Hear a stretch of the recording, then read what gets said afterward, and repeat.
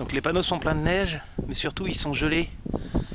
Il y a 1 cm de gel dessus, donc ça va pas dégeler tout de suite. Ils annoncent -7.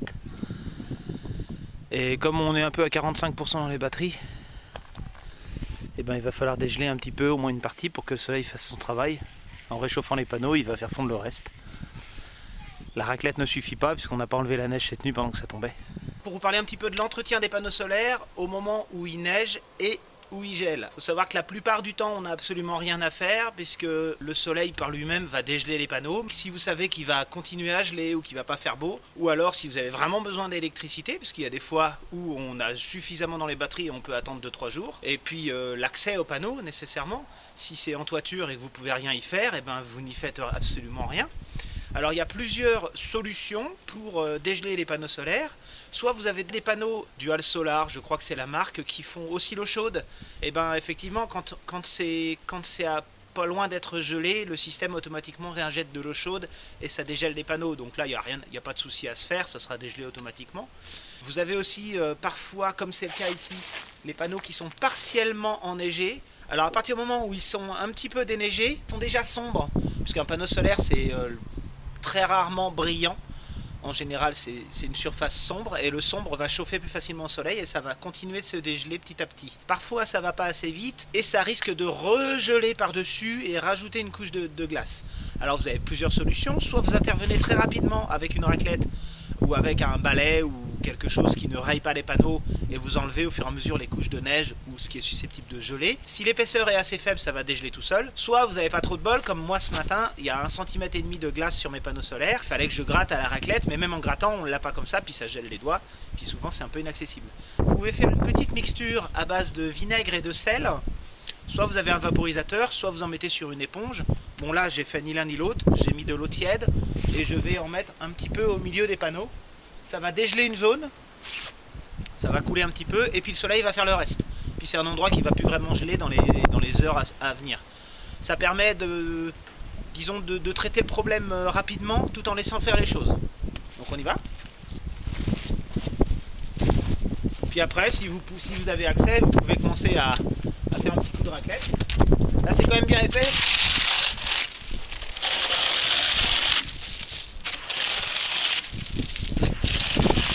Sur les panneaux que j'ai à la maison, c'est collé vraiment mieux collé.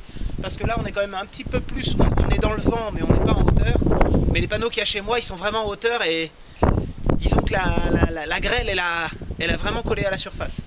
Là c'est exactement la même technologie de panneaux, mais ils ont l'air de mieux se défaire parce qu'ils ont commencé à dégeler par le haut. Donc il y a de l'eau qui a coulé en dessous et ça commence à faire un petit coussin qui permet le dégel. Comme sur le pare-brise de la voiture, quand on commence à envoyer de l'air chaud à l'intérieur, bah, ça dégèle l'ensemble de la plaque.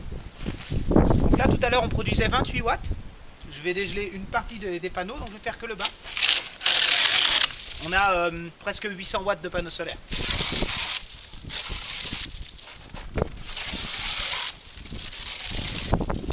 Donc là on ne produit pas plus, on n'a pas assez déneigé. Si vous pouvez faire ni nettoyage ni prévention, on va dire, bah, utilisez un groupe électrogène.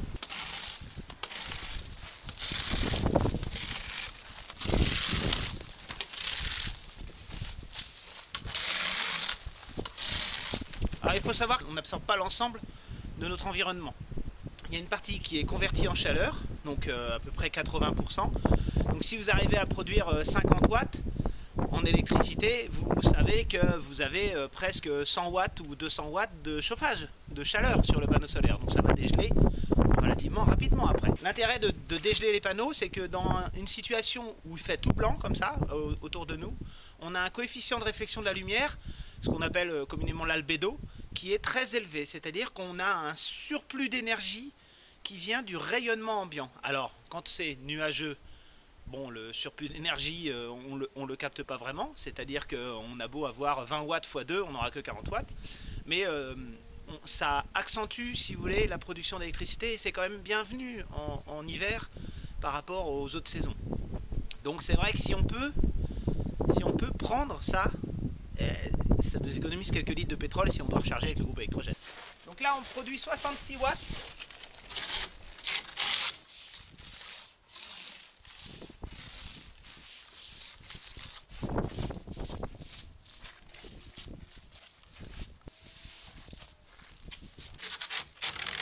Voilà, donc on est passé à 125 watts. On est quasiment complètement déneigé. Vous voyez, par rapport à la trentaine de watts de tout à l'heure, 125 watts, on est quand même presque 5 fois plus, 4-5 fois plus. Ça peut être sur une grosse installation assez déterminant quand même. Bon, et ben, à vous de jouer.